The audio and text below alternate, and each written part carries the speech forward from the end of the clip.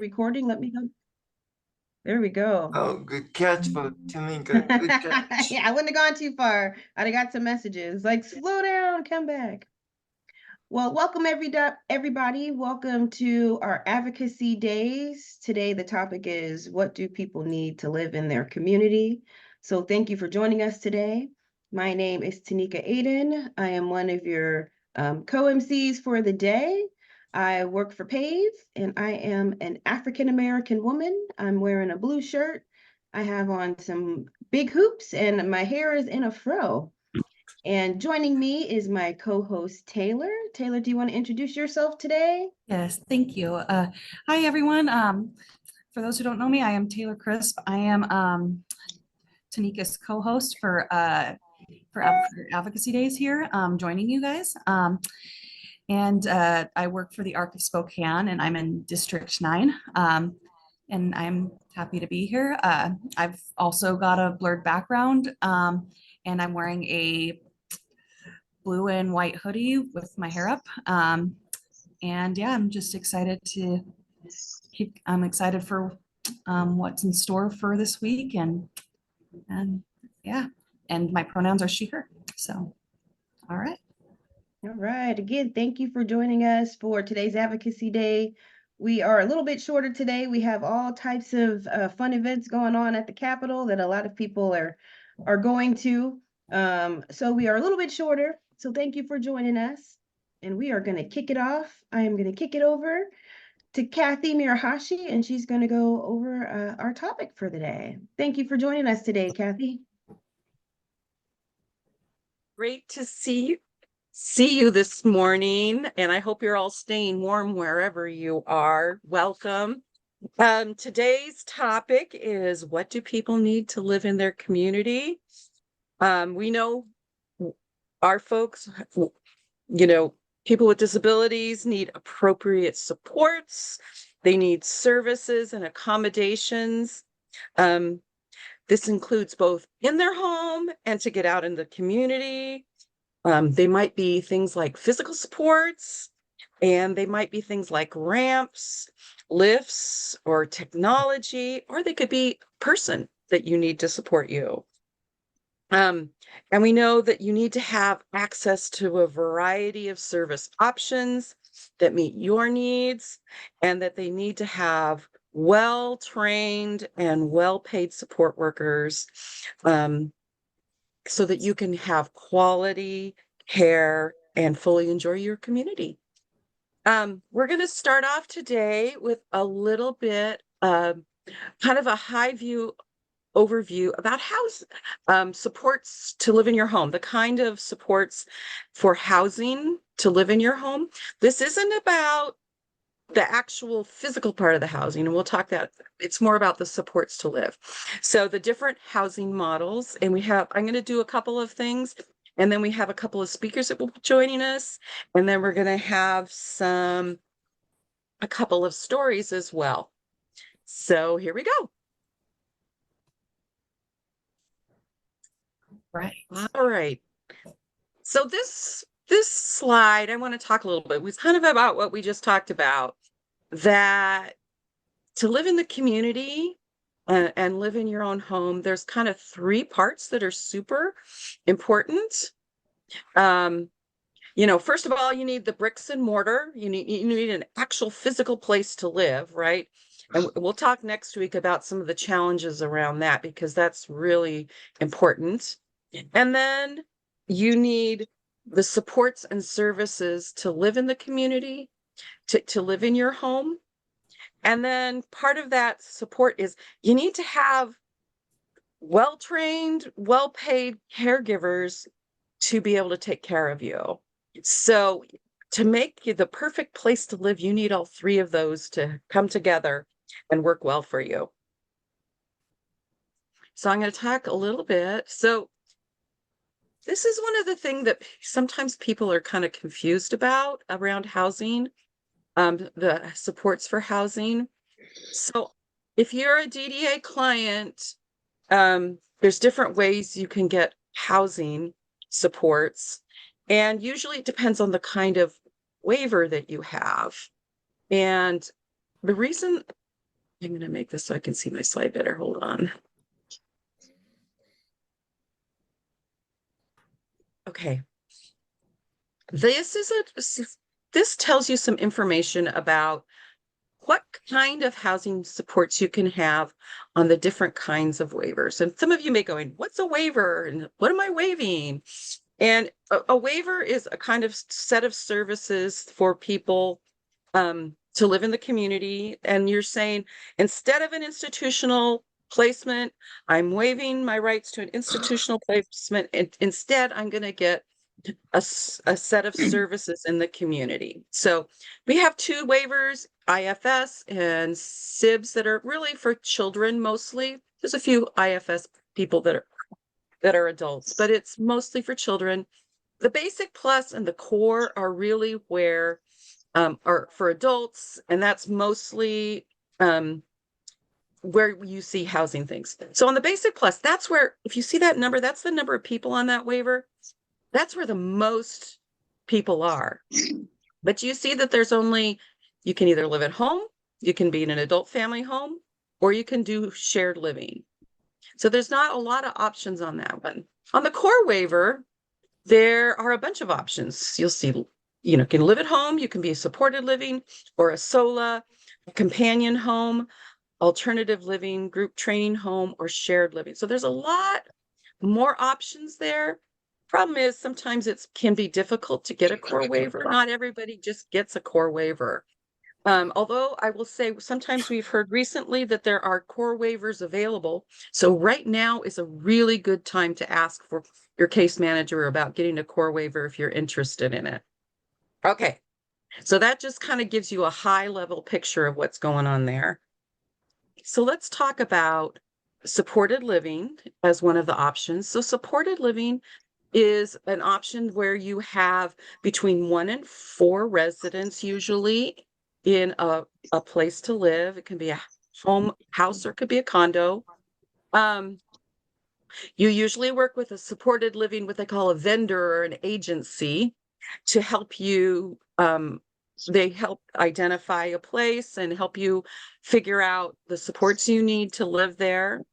They provide the caregivers who are going to work with you. They come in shifts, different times to give you the support that you need.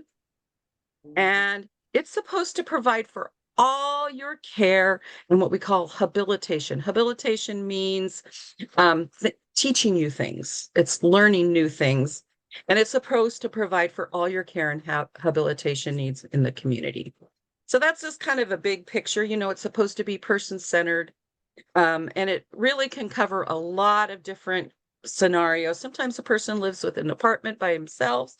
Sometimes they live with others. It just depends on your needs. Okay, this is alternative living is a housing model that is not very well known. It is mostly in Eastern Washington. It's, like I said, it's not used a lot. The reason I want to talk about it is I think we need it. It's only on the core waiver. My wish in a perfect world was this would be on the basic plus waiver, because I think it could serve a lot of people. So it's a pretty simple thing. A person receives about 10 hours a week of habilitation. Remember, that's about learning to help the person. Plus, they have their personal care hours as well. So for somebody that's pretty independent, that just needs a little bit of help in the community, this can be a really nice option for folks. And they may have a lot of personal care hours, or just a few, depending, but they just need a little extra help with some of those extra, planning and maybe helping them figure out how to write their bills and stuff. So anyway, I just wanted people to know about that model because we don't talk about it very much.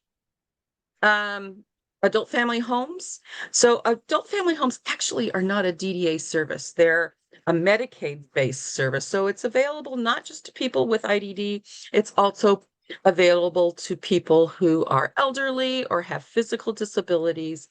And in a simple way, it just provides housing, food, and care to vulnerable adults. Usually there can be between 2 and 8 residents. It's well regulated by the state. It's kind of a ready-made model. This is the model mostly if you're going to ask your case manager about housing, this is probably the model that they're going to point you to.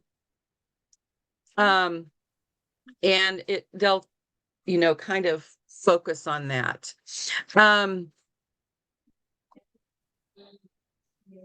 The other piece is that it's not just for people with DD. So sometimes you see homes that are mixed with the elderly. Sometimes there's just DD, and there's actually a nice pilot happening right now to enhance this model to make just DD homes with some additional enhancements of care. But it is a great model for a lot of people. It's not for everybody. It doesn't fit for everybody, but it is a model. And lastly, I'm going to have one of our speakers join us.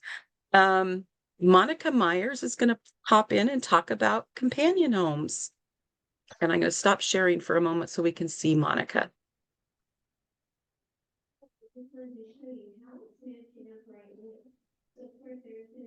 All right, am I unmuted?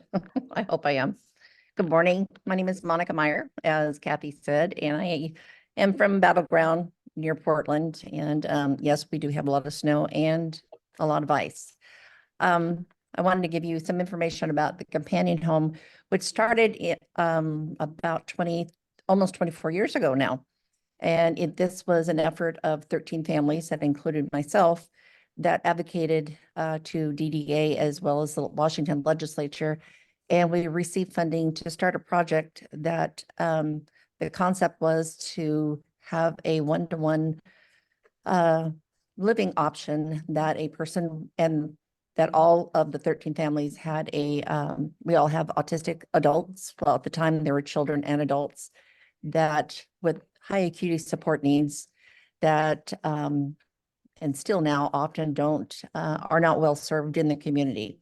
And so the ideal of this housing option was, again, to have a one-to-one service support, and through the process of vetting a provider and interviewing and having an opportunity for a person to get to know the autistic individual, or it could have been even a respite provider who had been working with this person for some time, that they were able to they live in a community house. The two of them, the companion home provider is responsible for 24/7 support. With that, the companion home provider does get an amount of respite for themselves. And in our case, and I know that there is still that the families are very involved. And so they're able, we've been able to be, sometimes the backup respite, that it is in some regards, it could be more of a a larger village that is supporting a person with acute care needs. And so like I said, what we did is put this project that we were able to actually find residential supports in the community using this companion home provider service. And I can tell you, out of the 13 families, although there's about 78, almost 80 people in the state that do use companion home models, because it actually then DDA adopted this option under the core waiver, that of the 13 families, I still have 4 individuals that have the original provider that have been with that person for anywhere between 20 to 23 years. And so the other individuals, the shortest length of time that a person had stayed with one of the original 13 was no less than 4 years. And so the average time that a companion home provider stayed with an autistic person in the community is 8 years. So the longevity was really important. We provided a lot of training, especially around the specifics of an individual, there was ongoing training throughout the whole time. And like I said, as it is now, it has, DDA has obviously taken this option and it is, like I said, it's under a core waiver and it's considered categorized as a adult foster home, but it's only one person and one provider. And they have, like I said, the opportunity of having a certain amount of respite care. It is the support provider, the person that's living in a companion home with the autistic person is receiving a very livable wage. They're responsible for the expenses of this individual. That includes their Social Security that they receive as part of the package of being able to serve and support an individual. So it's like Kathy had said, there are some, it's not for everyone, but it has certainly been a fabulous option for us in our community that it really is and has been a village to be able to support and stay involved in our loved one's life rather than kind of relinquishing things to another individual or entity. So it is, like I said, it's a great option for especially high acuity support needs. When you have somebody who really needs one-on-one support, I would recommend that. Thank you so much, Monica. And then we also have Pam Blanton here that's going to talk about shared living and the housing assessment. Thank you. Good morning, everyone. Shared living is another model. It's a family-driven housing model where the individual and their families work together to find compatible roommates and to set up a shared living home in the community, one that meets the unique needs of the people who are living in that home. We've actually helped families set up 62 shared living homes, serving 138 people with disabilities. It takes a lot of work on a part of the family to get these housing situations set up. And a good way to start is with our residential assessment. So Partners for Housing received a grant from the Dan Thompson Memorial Fund to provide our residential assessment free to more than 5,000 people in Washington State. This is available now, and you can access it by going to our website at partnersforhousing.com. And you'll see right on the front page of our website where you can sign up for your free residential assessment. The residential assessment is an online questionnaire that the individual or their family completes. Once you complete and submit it, then we'll schedule a follow-up consultation via Zoom, usually about an hour, to talk about all the benefits that you could be eligible for and make sure that you're receiving all those benefits that you could be eligible for. So that's sort of the first step when you're trying to figure out how to live in the community, is to make sure that you have the benefits to support you. And one of the important benefits that we help families access is Section 8 housing subsidies. So if you want to know more about Section 8 and how to get on Section 8 lists, you can sign up for a free residential assessment, and we'll give you, we'll talk all about how to get on lists. It's actually possible to get on lists all across the nation if you're a person with a disability. And once you get a voucher, once your name comes up on a list, you can transfer it to a housing authority near you. So Section 8 will allow you to pay 30% of your income toward rent. And so that really helps afford it. The other thing we offer is a roommate matching pool. So people who complete our assessment and join we have a follow-up consultation. If you're interested, we can invite you to our roommate matching pool, where you can search through profiles to start finding a compatible roommate and potentially compatible partnering families. So you can search through the website, you can search by geographical area, by gender, by care needs, by interests, most important. And you can then, if you find somebody that looks interesting, you can message them through our site and it set up a time to meet with them and see if you think they're a good match. And then the other thing we do is help families through all the steps to set up a shared living home. So we have caregiver agreements, we help with job descriptions, we help you put together nice compensation packages so you can recruit and retain good people. We help with household budgets. We help with the Section 8 process. We don't recruit caregivers, but once you find a caregiver, we help you onboard them with an agency. And then the caregiver ultimately works through the agency to provide services. So we really help families answer the 3 critical questions. What do I need to live outside my family home? Who am I going to live with? And how do we afford it? And so for a limited time, we have this grant available. It's typically a $500 fee, and now you can have it for free as long as it goes through June of 2025, and then the funding will end. So if anybody has any questions, you can feel free to reach out to us, to me, or someone on our team through our website, and we'd be happy to answer any questions you have. And if any of you on here would like us to do a webinar, present to a group, we're really working hard to get the word out about this opportunity. It's a very exciting opportunity to get people thinking about the future. Thanks, Pam. So I'm kind of thinking, did I see Melissa Johnson here? I think I'm going to bump ahead Yes.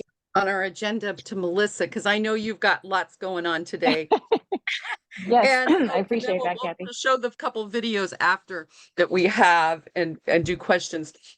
So Melissa's going to talk to us about what is supported living and what's important about what are some of the challenges that you're experiencing right now in supported living. Great. Thank you so much, Kathy. And good morning to everyone.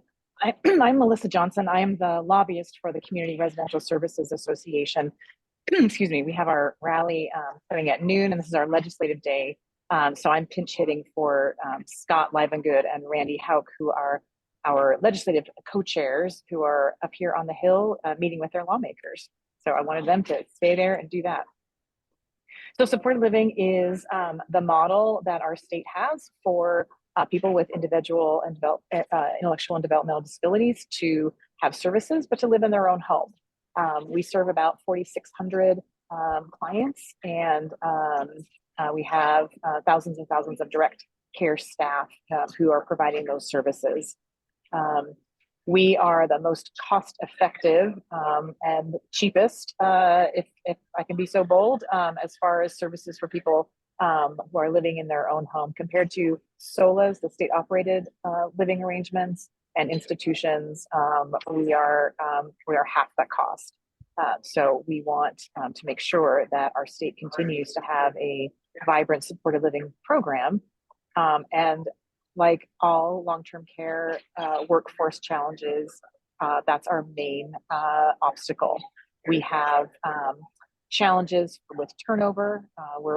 A couple of years ago, it was about 70% turnover with our direct care staff, which is very disruptive to our clients. Obviously, our agencies are losing training dollars if their employees aren't staying.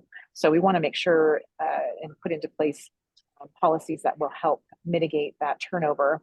We're down to 50%, which is where we were kind of pre-pandemic, but that's not a sustainable turnover. We want to get down to at least half of that.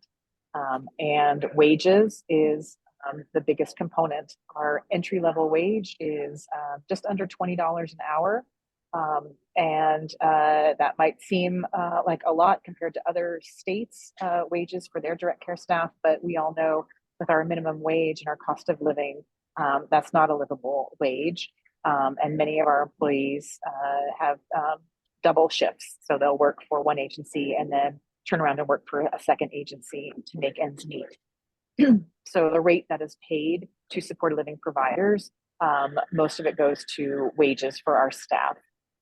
So when we come to the legislature every year and ask for a rate increase, that's what we're asking for, is to be able to have additional dollars to raise the wages, because our folks can go to any fast food, any retail store and get paid at least that, or many times more, for a less demanding job.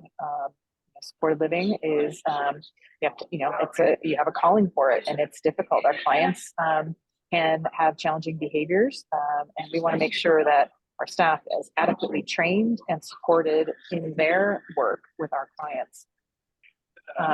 So we 2 years ago, we asked the legislature to do a study that would identify the gap in funding between what the state provides for supported living and what it actually costs to support someone in supported living. And that study just came out last week, and it identifies a 10% gap in that funding. So our providers are being paid 10% less than what it actually costs to deliver the services to our clients.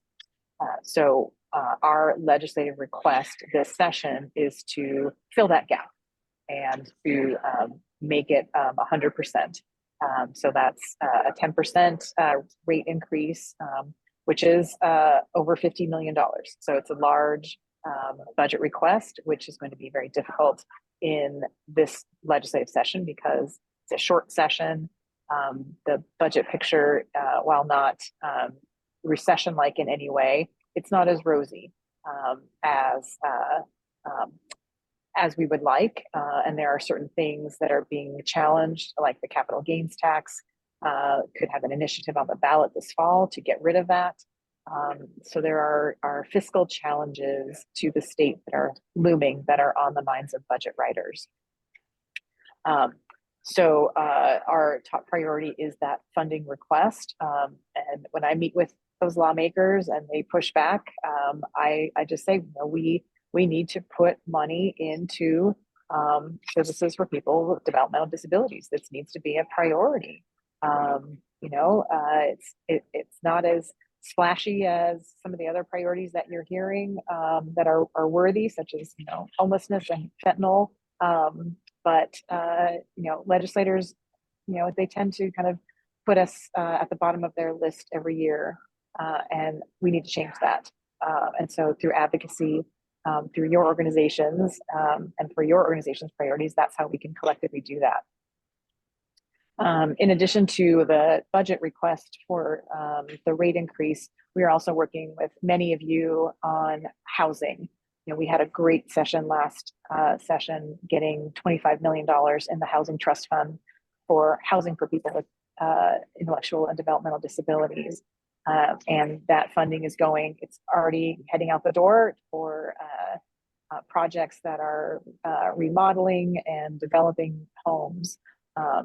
And that's great. But we also know that the requests for that funding, there was 25 million and there was almost $50 million worth of requests. So we know that the demand is out there. So we are asking for additional funding on the capital budget side for additional housing funding.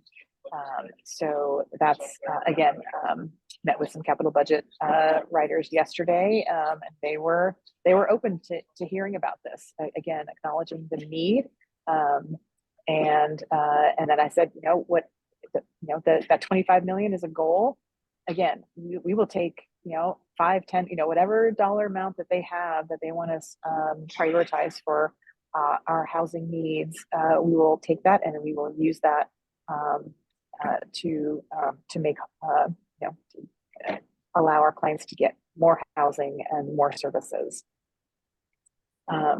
So those are the two priorities for supported living. As I said, we're having our rally here on the Capitol steps at noon. So if you are in Olympia today, please come join us. We have Representative Sen, who is going to come and inspire us to go and talk with our lawmakers.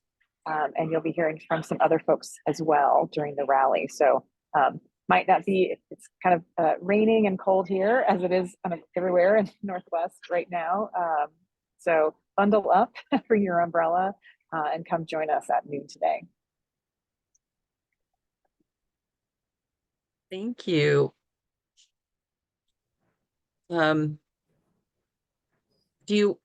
Carrie Cunningham has a question. Can you hear me? Am I off mute? So Yes. I have a daughter who lives in supported living, has been for 31 years, or 31, she's 31. She's lived there now for 8 years. And we've been lucky to have a lot of stability, but the agency Community Resources has worked so hard to address that. So thank you, Melissa, for the work that you do. One thing I've tried to remember as much as possible is bring the people in who do the work. And I know, Randy, I imagine that there will be direct support professionals at the rally. But in the past, before pre-pandemic, my daughter, and several of her direct support professionals went to the Capitol.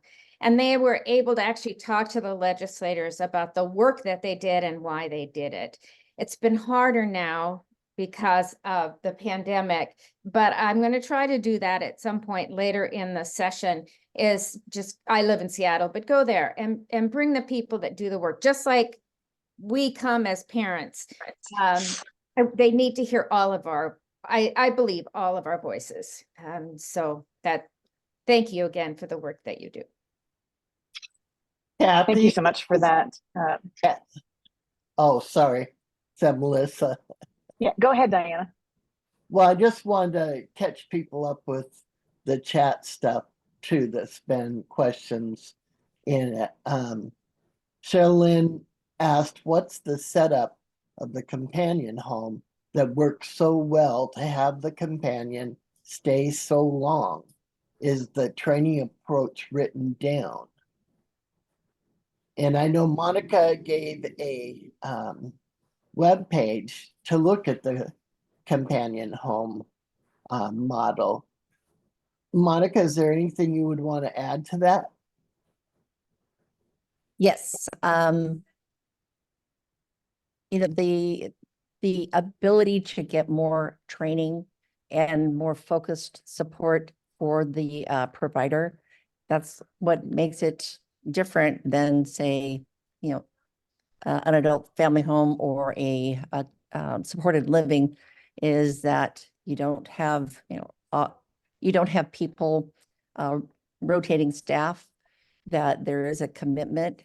And like I said, it's not for everyone. And I would say we have some incredible individuals that have just a commitment, and basically they're calling to do this.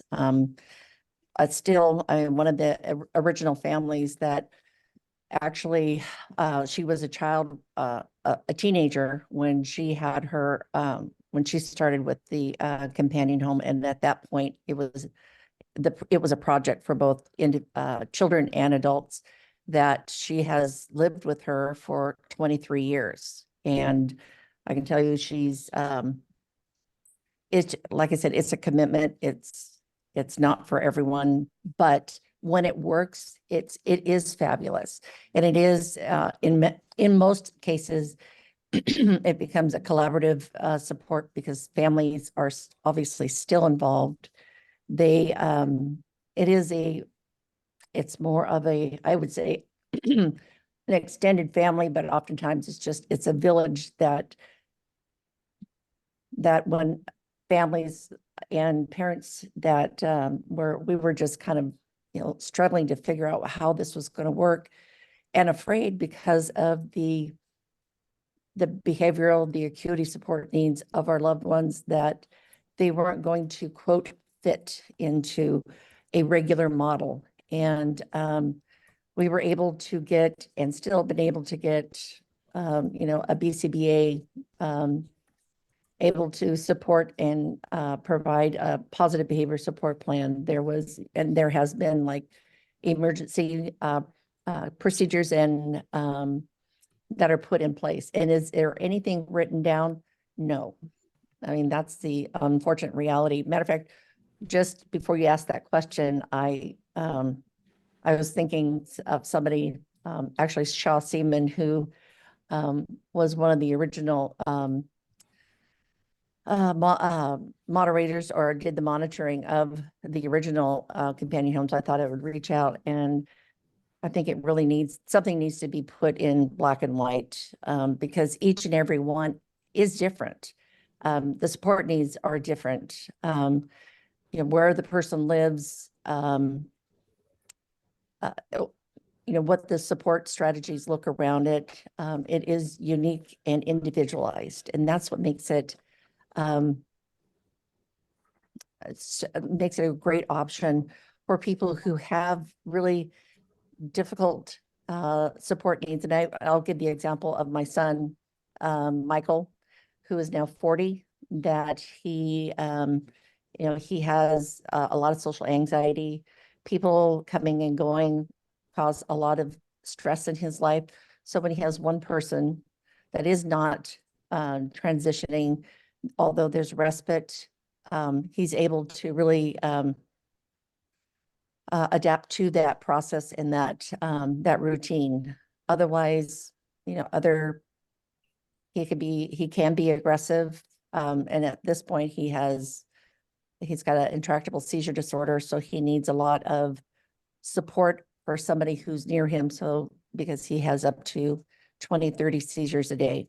So when you think about, other options where there are other, cohabitants, other roommates, that would be very difficult. It is a unique situation, and the uniqueness of it is it needs to be designed around the individual itself.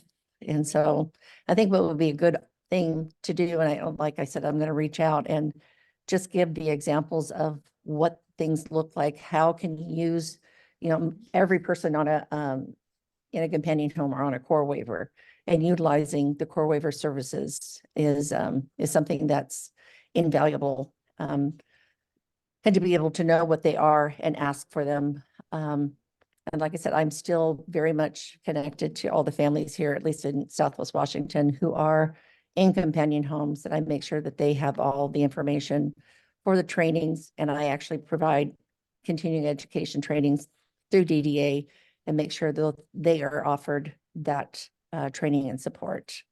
So that was kind of a long way around that, Diana, but I hope I answered the question. Yes, you did. Thanks. And Melissa, I apologize for cutting you off. Would you like to finish your thought? Thanks, Diana. I that was what I had planned to say. So I'm happy to answer a couple more questions, but also happy to give you back some time in your agenda. Well, I want to remind everybody to look in the chat. There are a lot of resources that have been posted in there, both from the ARC's legislative notebook and from people's knowledge of the resources. And we're going to save the chat and then put that with the video later. And so I would recommend you peruse it if you're looking for things right now. And if not, you can always look at it later. Right, I did put the rate study in the chat. So look there for that. And with that, thank you so much for the opportunity to talk with you all. I will sign off. Thanks, Melissa. And we want to just run back up. Diana got us going, but I wanted to run back up the chat real quick because there's some questions about access there. So we want to rewind just a second and let people know we do have interpreters available. So if you need the interpreter, please go down to the bottom of your screen. There should be a globe. You can turn that on. And we also have closed captioning. So you just have to turn it on, and then that'll be available for you. So we do have both of those available. And this entire mind freeze, our meeting today is all recorded. So all of this is going to be up on the website later. So we'll have, you'll have the video, and then we'll have all of the issue papers. And then please feel free to reach out to Kathy. She's the one that puts this all together. If you have some more questions. And thank you to everyone that's putting all the resources in the chat. Please peruse through there. And thank you for all of our moderators of the chat today. We appreciate you being here. All right, and I think are we back to Kathy? Are we over to Taylor? I think Kathy's gonna share Larry's video now for this his success story. So yeah. All right. Oh, I think we might have Josie up first. We have one Josie, of our okay. success Well, stories. no, We we're got going to do Josie. Larry first. We're gonna do We're going to do okay. Larry first and then do Josie. All Sorry, right. out of order. Oh. One thing I want to tell people, this is a great video, but it does reference RHCs, and there might be some visuals and things that may be triggering for some people. So I just wanted to warn you about that. But it's a great story.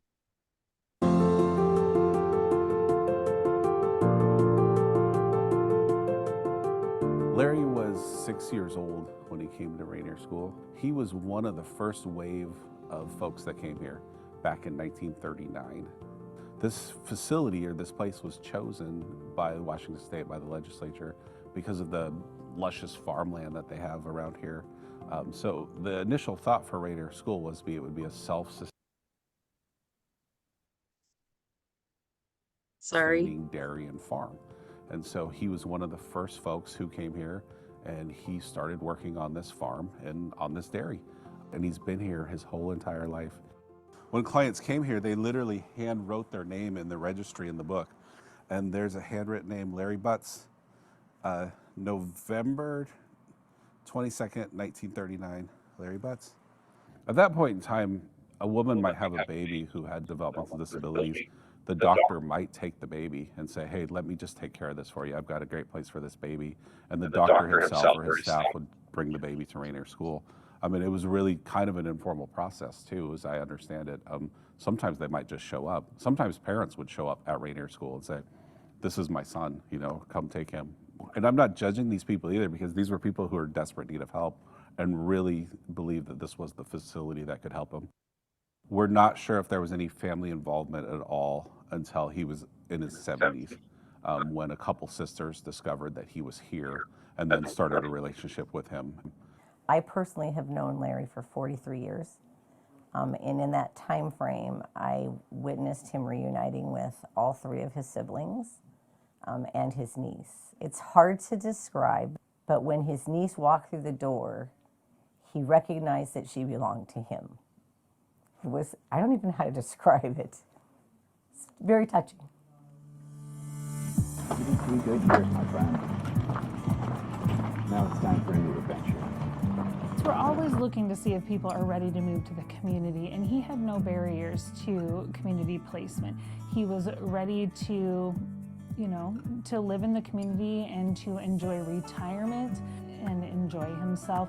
Seemed very appropriate for him. We're a program where you're required to provide active treatment to people, training programs, aggressive training programs. Larry's pushing 90 at this point, and Larry's just not wanting to do that anymore. He just wants to sit, watch his John Wayne movies, watch some great Westerns. We need a place really that would just adore and love this man, and where he can just be the king of his domain in this thing. And as someone who's getting 90 could also provide for his physical care needs as well. And so it did, after a few hiccups, we did end up finding this place. It's a beautiful adult family home. They've got just wonderful caring staff there, and they've done nothing but great things with Larry. This is your shower. You like it? Yeah. It took a while before that transition could go through, because they needed for him to be comfortable, and also for them, they needed us to be comfortable with him. So we had to shadow with John. Also, there was Andy, who was a house manager over there, and also the direct staff that he could send.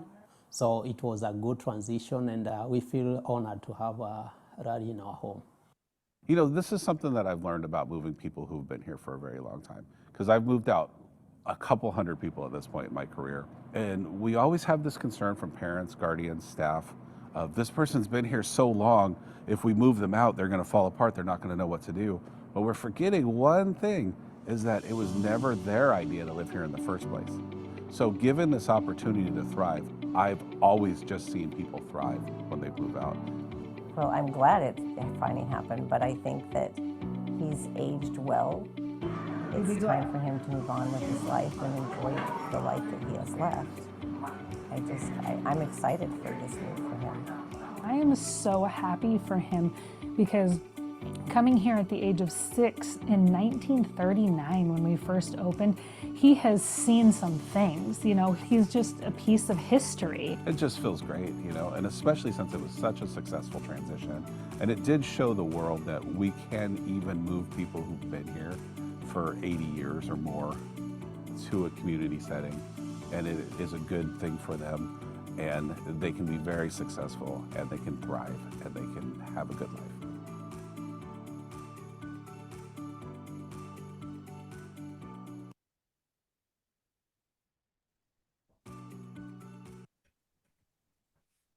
Awesome. So people can live in the community. Isn't that amazing? I'm going to, let's see if I can figure out how to move this along. I think I have to stop sharing. Okay. I think it also points out why we need to save pieces of our history too, just like Stacey has mentioned. And yes. Yeah. Okay. So I think I'm going to share Josie's story now. So we get to see 2 stories in a row. This is Josie, who has a more recent story of her finding housing in her community. Let's see. I'm going to do this too. Oh. Okay. I don't know why it's doing that. Hold on.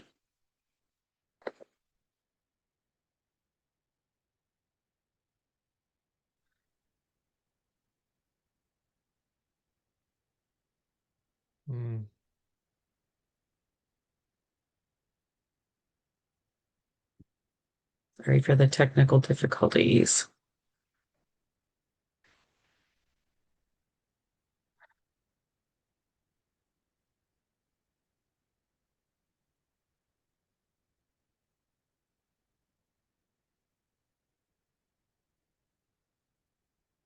Here we go.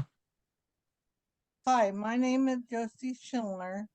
I currently live in University Place, Washington. Josie moves to an apartment. My guardians asked my sister if I could stay with her until they found me an apartment complex that I could move into. What services do you have? I am with Northwest Services for Independent Living, and they have 2 programs. They have their ITS side, and they also have their community living side, and I'm on the community living side of Northwest Services, and they come and help me with grocery shopping. They help me with doctor's appointments. They help me with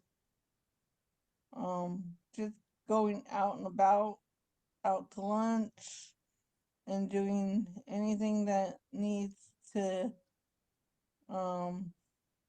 be done for me to live independently. Why do you like living on your own? That I have freedom, that I can say if I don't want my staff to come, that they listen to me, and I tell them, no, I don't want you today, or yes, I do want you today. I just want, this is what I need to do today. That I can wake up at any time I want to. I can go anywhere I want to. I can go to Seattle if I want to go to Seattle by myself. I basically have freedom where I live and everything. What advice do you have? I would make sure that the advice I would give is I would make sure that you get with somebody who might have an extra room in their house or something. I would advise you to talk to your caseworker and maybe look around for apartments that and know how much money you have in your bank account and how much money you get, and maybe even if you have a payee, get with them and see if they have any ideas on how to move. But really talk to your caseworker and your payee at once, maybe in a big meeting. Any final thoughts? The way I am living, I love it. Hopefully you love the place that you are living in, and I'm glad that you listened to my questions, and you're happy.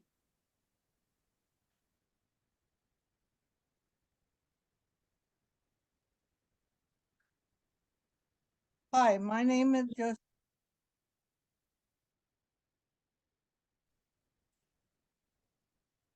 Hey, I think we're going to go on to the bills of interest. Yes. Thank you, Josie. I think Josie might be here today. Thanks for sharing your story. Kathy, can I jump in real quick? You're welcome.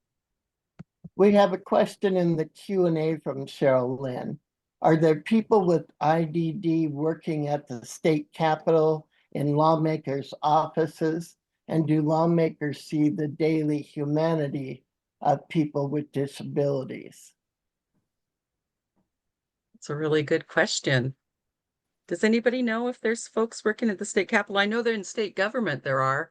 Well, there is, I know one of our young ladies who worked at the Arc of Washington went to work in the governor's office, and she's been there like 10 years now. Okay, that's great. Good to know. There were But also probably not enough, right? right. There were also a lot of comments on Larry's video about that quote at the end. It wasn't his choice to live there in the first place. And that says a whole lot. And so I'll just remind everybody, please make sure you go check the chat. There's a lot of good information that people are sharing in there. Mm-hmm. Yeah, there's great comments and things in there. Thank you for sharing. Okay. I'm going to hold on. But got to find the right thing.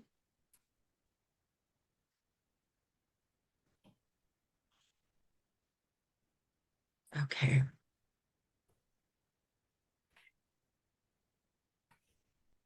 And I know some of you, just a heads up, I know it's almost 11. Some people are going to have to leave early to go to the Capitol. So just let you know that you're welcome to do that. We'll stay around and answer questions as needed here.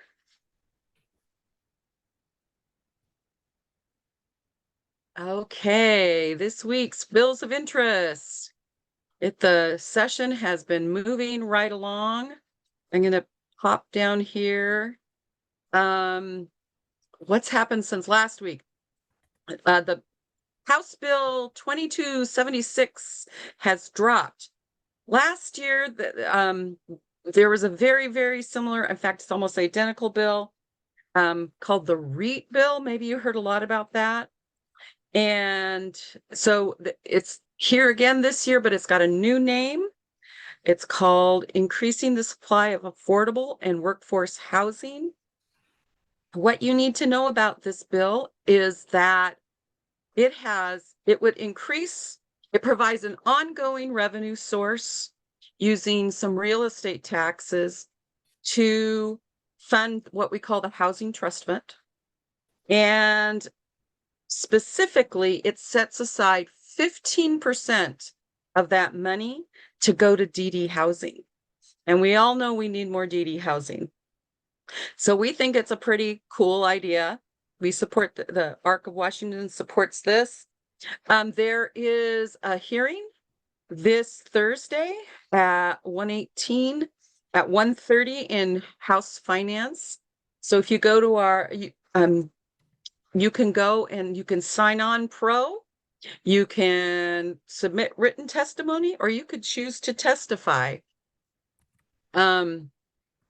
So there you go. It's exciting. There's a companion bill. It doesn't have a hearing yet, but just know that that bill has dropped just this week. Some of the other things, this bill is new, I believe, creating an independent living residents' right work group. I don't know much about that one. It's new. Let's see. Employment standards. This one has moved along. It's got an executive hearing this week. Employment standards for long-term care workers. The definition of provider who's a family member for IPs had a hearing this week as well on the 16th. And then in the House bill had an executive session on the 12th. So it's moving along. There's a bill on hearing on the 1859 this Friday about the rights of residents in long-term care facilities. There is a couple of mental health bills. One is inpatient behavioral health. It had a hearing earlier this week. Paying parents of minor children had a hearing last week. I'm just going to say that hearing was packed. It was impactful. The stories were quite compelling, but it hasn't had an executive session yet. So watch for that. I don't think legislators will forget that hearing anytime soon. There's also another bill, increasing access to respite has a hearing, let's see, tomorrow at 8 a.m. What this does is it moves, it adds respite as a category on the Basic Plus waiver in aggregate services. It doesn't take it away. You still will have the assessed respite in the other silo, but it will add it as a category. So it could be a choice you make to choose respite in the aggregate services. So it's a simple bill. And anyway, it has a hearing on tomorrow morning. Representative Farvar has a bill that prioritizes Medicaid waiver. So it says that waivers will be prioritized for people who are, in crisis and coming out of the hospital, coming out of RHCs, but it also says for senior families, which we haven't had that as an emphasis before, and we think that's pretty important. So that bill is coming along. There's an ASL interpreter work group, and it has a hearing Friday morning. Let's see, there's a bill about crisis relief centers. It has an executive session, had an executive session. This bill, the ABA bill, has been reintroduced. It's a bill from last year, and it was just reintroduced. Care for medically complex children. We're not sure what's all in this bill. We're still trying to learn about it and where it's come from, but it may be something that might be important to some of us. And it has a hearing today at 1:30. The DAHAB bill had a hearing last week at the same time as the parent provider. So that hearing was part of that packed hearing room and all those testimonies. So just know it's we'll just see where it goes next. Let's see, the burden of proof bill also had a very compelling hearing on Monday. And I think that's important. So watch where it goes next. And that takes the burden of proof. What it does is it takes allows for, right now it's up to the families to prove if they're in due process for special education. It's up to the families to provide all the proof. What we're saying this would do is it would lay it back on the school district. The infants and toddlers bill has a hearing tomorrow at 1:30, which is great. Some of these bills, the prototypical, have already had hearings. Also, there's several bills about the special education cap. One of them was on Monday. One of them is today at 4. You might want to pay attention to that. Like I said, there's several cap bills. Last week, there was a hearing on restraint and isolation, as well as several on work sessions, which were very interesting. So you may want to pay attention to that about eliminating restraint and isolation. There's a whole bunch of education bills, improving the education of students, access to childcare and early learning. And here's another special ed safety net, which is kind of like similar to the cap, increasing funding. Let's see. There's one about adjusting enrollment. This is oh, sorry, it looks like some of that got cut off. Extending special ed services until making the number 20 to 22 for people that have their birth year. It's just a technical change because of when people's birthdays fall, basically. There's also, I had never heard of this before, an SJM. It's like a Senate joint statement, and it's requesting Congress to fully fund IDEA. So it's the legislator saying, please support to Congress, please support increasing to 40% the cost of IDEA. Let's see. Oh, and there's a whole bunch. I'll finish and then we'll take questions. There's a service animal training bill.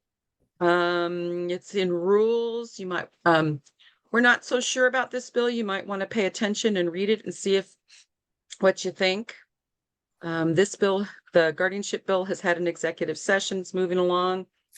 The Nothing About Us Without Us bill, I think Sean will talk about that in a bit, has been reintroduced and is in House rules and also in the committee it's in is in Senate Ways and Means. And we're paying attention to that. Hopefully that's moving along. Sean will share more about that in a minute. There's a voter education bill. We're not sure what that means to us. There's a systems improvement bill. We kind of wonder if DDA is in there. It's got a hearing tomorrow if you're interested. This one is new. 1933. I just came this morning. I just put it on the list this morning. It supports the right to repair certain items, particular electronics, but I believe it includes wheelchairs. So that may be important to us. And you might want to pay attention to that. There are some hoping to have some requests for proviso for a couple of bills. CEA, as you heard from Melissa, is requesting funding for a rate increase, or CRSA for supported living. CEA is asking for a rate increase for employment, and CI, or community inclusion. The ARC is going to be asking for funding for preservation of records for Lakeland Village. We call this the Truth and Reconciliation. And then the ARC of Spokane is requesting funding for legal aid for individuals with IDD. And they have a legislator who is working on it. Okay, that was a lot. Shall we go back and then I'll take questions now? Okay. Let's see. That's a good bills. Is there any specific questions about, did I see a hand or something? I'm sorry, I don't see where everybody went here. Carrie has her hand up. Carrie. Hi, thank you, Kathy, well, thank you, everybody, for doing this. I have a question about House Bill 2276. So my understanding when I read the bill is that it's an excise tax based upon the sale of real property. So if someone, I mean, it may be that I need to take this offline, but I'm not quite sure how that would all play out. And I imagine there would be a lot of questions about like against that. So I'd like to understand more about how that would work. So sure. So what you should know is there's already a REIT tax. What this does is adjust it. So we have a bill. What it's going to do, it actually will lower the cost for this particular excise tax for those whose homes are under $3 million. I think it stays the same for middle and then it goes up for higher. I think it's over. I can't remember. I'd have to ask how much it is. It's for high level properties. Okay. So what you should know is it's not the little guy. It's bigger, expensive properties that would be impacted. They also, the difference from last year, last year there was a local option, and that was where the biggest controversy was. They have taken that part out this year, so it should be less controversial. Because it's a tax, there will always be those that are against it. So, yeah. And that's why the dates, I looked at the dates, and it referenced back to 2020 and 2019. That's because that bill existed. It's already there. It's already there. Okay. It's an adjustment. Thanks. And then Gabrielle, I think, has a question in the chat about if there's more insight on Senate Bill 5825 regarding guardianship. Yes. Yeah, the guardianship bill, it's a technical fix. So, you know, when, and so however you feel about guardianship, right? We all have different views of that. But right now, when they changed it said that you couldn't start the process before the person turned 18. And so what happened is, there's like a 6-week process that has to happen. So you had to wait till they were 18 to start the process. And then there was 6 weeks between that time. So what this does is it goes back and fixes it so you can start the process, you know, I think, I'm not sure how many days, 45 days before they turn 18, so that there's not a gap, is what that bill particularly does. I hope that helps. Kathy. Yes.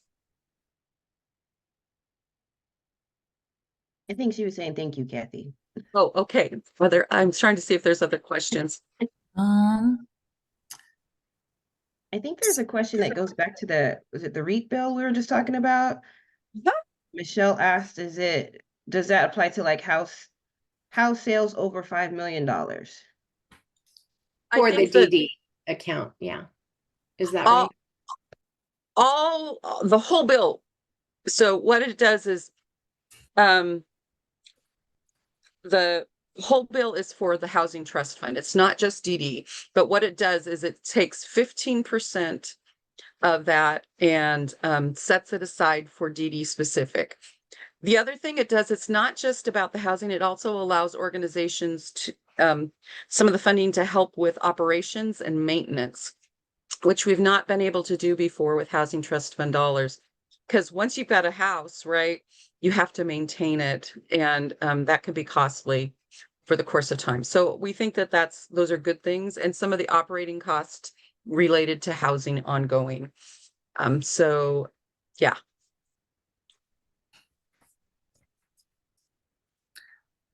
And then also Diana would like to answer a question that Southwest Washington people first asked on if the list is posted on the ARC of Washington website. Yes, I was trying, I don't type very fast anymore because of some disabilities now. But it is on the ARC's website. And if you go to Advocacy and click on the bill tracker right at the top, the current budget list and current bill list, as well as the hearings for that week, are all posted on the ARC's website. Let's see. The hearings, Sean has put the hearings of interest in there. Let's see. And has he put the bill tracker in as well? Yes. The bill tracker's in there. So it's in the chat box there as well. I believe that I put all three, the bill tracker and the bill of interest, the hearings, and the cash. Okay. And Kathy, Deanna asked, what is the bill number for medically complex children? Yeah, just a sec. Let me look it up for you. It is, let's see. And Tanika, did you want to answer that? It's 1941 is the medically complex bill. Thank you. That's great. I'm going to share, you can continue to ask questions in the chat box. I want to share. We have a video about what you can do, and then Sean's going to follow up. Let's see.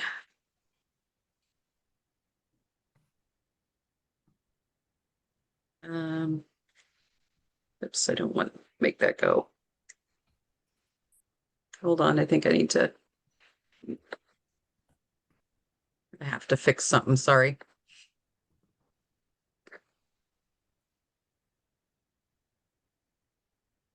Okay. Where'd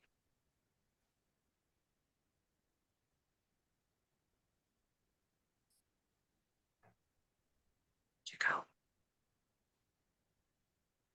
Sorry, it takes a minute to.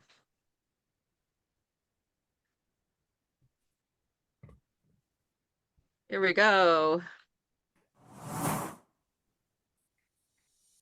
Hi, I'm Sean Latham, the Policy Coordinator for Self-Advocates and Leadership. And I'm Jessica Renner from Self-Advocates and Leadership. We want to thank everyone for taking your time out today to join us for Advocacy Days. We're here to talk to you about how to become a trusted resource for legislators on issues that affect your life. Even though your elected officials represent you, they can't do this very well if they don't know what you want. We want to encourage you to contact your legislators throughout session, but especially this week, about the issues that matter to you. That's right. With so many topics for legislators to learn about, your knowledge of developmental disabilities helps them to do their job. You are the expert in telling your story and how it relates to decisions they are making. Here are some tips to help you make the most impact. Your time with legislators, staff, or aides is short, and your message should be too. When you communicate, sum up what the issue is and why it's important to you. Have a specific request related to a bill or budget item. Attack the problem, not the person. Follow up with a thank you. By doing this, you greatly increase your credibility and strengthen your legislative relationships. Bottom line, stick to what you know, which is your life and how the issue affects you. Here are some ways that you can reach out to your legislators. You can email them and their legislative assistant about your priorities. To email your legislator, visit www.leg.wa.gov. From there, click on Communicate with a Legislator or Participate in a Committee Hearing. Then, under Communicating with a Legislator, click Send an Email. From there, you can find and choose your representative. Click on their name, fill in your contact information, and send your message. You can contact them through the legislative hotline phone number and ask to leave a message for them. We also encourage you to request either an in-person meeting with them or a meeting over Zoom or Microsoft Teams. Please reach out to the legislative assistant of the legislator to request a meeting. You can watch the legislature at work on TVW, either on your TV, if you have the channel, or online at tvw.org. Another way you can participate is by signing up to testify at legislative hearings. For each hearing, you can sign up for the individual bills as pro, meaning you are for the bill, con, meaning you are against the bill, or other if you have concerns with the bill you generally like. Please remember before you speak at a hearing, note what bill you are testifying about, and be sure you know what the focus of the bill is. Let me now take you through the process using the Washington State Legislative website that can be found at leg.wi.gov. On the website under the section, Let Your Voice Be Heard, click on the button that has Participate in the Committee Hearing on it. From there, under the Participating in a Community Hearing section, click on Testifying in a Committee Hearing. Next, choose if you testifying in a Senate hearing or House hearing. We all have the choice to testify in person, testify by video remotely, or we can submit written testimony or just state what our position is on the bill. After you pick one of the options, you will be taken to the form to register. You will need to fill out your position, your name, your email, your address, your phone number, and your organization if you are representing one. It also asks you if you will testify on a panel or not. If you are testifying on a panel, it will ask you to fill in the names of the other panelists.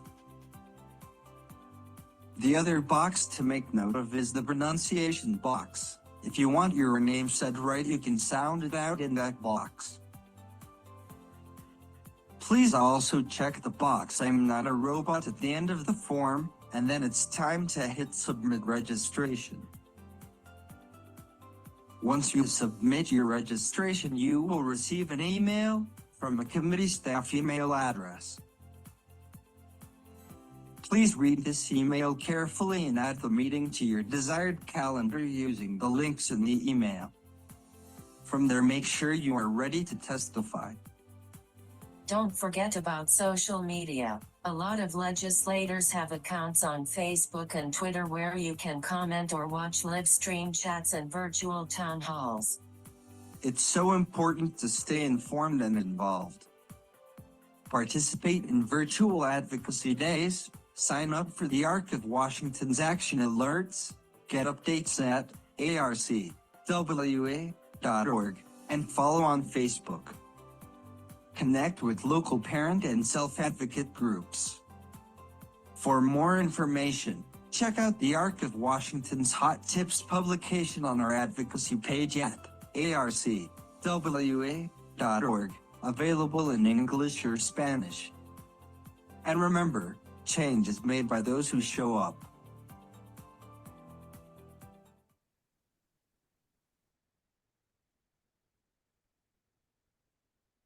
Hey, Vicky, and we have a lot tonight. So let me all of you things. This is Sean. First, let me state that nothing about us without us, as far as I know, is waiting to move from the House rules to the floor, so we can pass it out of the House. Once it does that, it should move to the Senate Policy Committee, which is Senate State Government and Elections. If you have legislators in House Rules or Senate State Government and Elections, we ask you to contact them soon. Once it goes out of the policy committee, it will go to Senate Ways and Means, and that is where we need everyone's help contacting those legislators. Okay, so today's topic is all about what do people need to live in the community.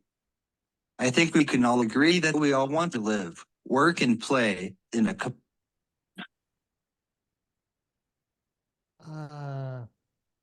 What happened? Very good. And you like me. And you not like me doing that. But let me try it again without doing that. Today's topic is all about what do people need to live in the community. I think we can all agree that we all want to live, work, and play in a community that supports us and accepts us as who we are. This is true for those living with intellectual and developmental disabilities. In order for this to happen, our communities must have the appropriate supports, services, and accommodations in our homes, at our jobs, and at community places we gather. In addition to the physical supports like ramps, lifts, or technology, we also need to have enough well-trained and well-paid support workers. We want you to watch for these and other DD items during session 1. There will be a budget proviso request for a 10% increase for supported living. 2. There will be efforts to increase access to community activities. 3. There will be efforts to provide enhanced support for people with complex needs. 4. There will be a proviso requests to increase workforce in employment and day programs. 5. There will be efforts to provide adequate respite for providers living in the home. And 6. We will advocate for the prioritization of Medicaid waivers for individuals in hospitals, in crisis, and senior families. For more information about these and other issues, I'm going to post this week's one-pager in the chat. Also, again, please see the ARC's bills of interests.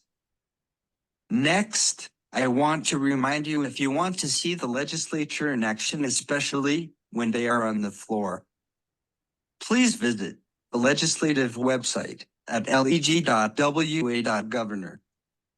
I also want to encourage you again, if you're down here by Olympia, to attend the Community Residential Services Association of Washington rally at the Capitol steps, starting at 12 p.m. today. Lastly, I want to encourage you to fill out our Advocacy Day survey. This helps us understand what you like and what you didn't like about Advocacy Day, so we can get better and better. You have the option of filling out the Zoom survey that you should see on the screen now, or alternatively, you can click on the links I posted in the chat. Let us know after if you need any assistance in filling out the survey. With that, I will just say, thank you everyone for attending and happy advocating today.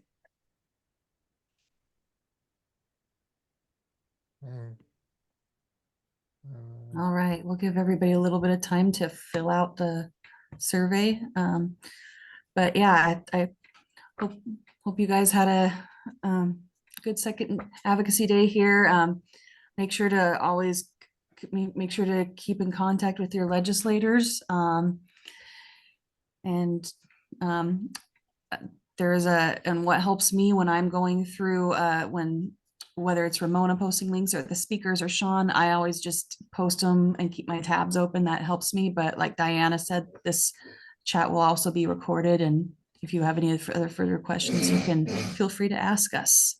And Sean also posted a survey in Spanish in the chat here. So if that, so that's pretty helpful. And yeah, so. Taylor, this Yeah. is Hannah. Can I share one little piece of good news with everybody? I would love that.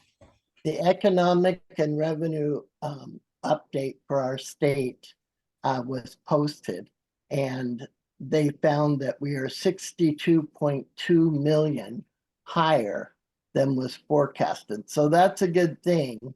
And this moment in time anyway, legislators are not dealing with the deficit. The real revenue update to watch for will be next month, because the House and Senate will release their budgets right after the revenue forecast comes up. And it will be based on what is shown there. So hopefully we'll see that one higher too. And Taylor, can I also share for this whole group that is part of the Nothing Let Us Bill, because I just got an email from Keith Gardner's assistant yesterday, and this is Michael Goodall from the 12th district. Pardon me for that thing going on. He just told, his assistant just told me there's nothing with us bill. He will alert Keith Gardner, who is the House representative, on my representative from the House, to alert him to bring it to the floor, which he's on the committee that you guys just mentioned. He will alert Keith Gardner to bring it to the floor. So it will be brought to the floor and voted on again. Thank you, Mike. Awesome. No problem. Oh, Eric, I see your hand up. I just wanted to say, Bean, why don't you stop recording while we answer questions? Oh, I thought we recorded.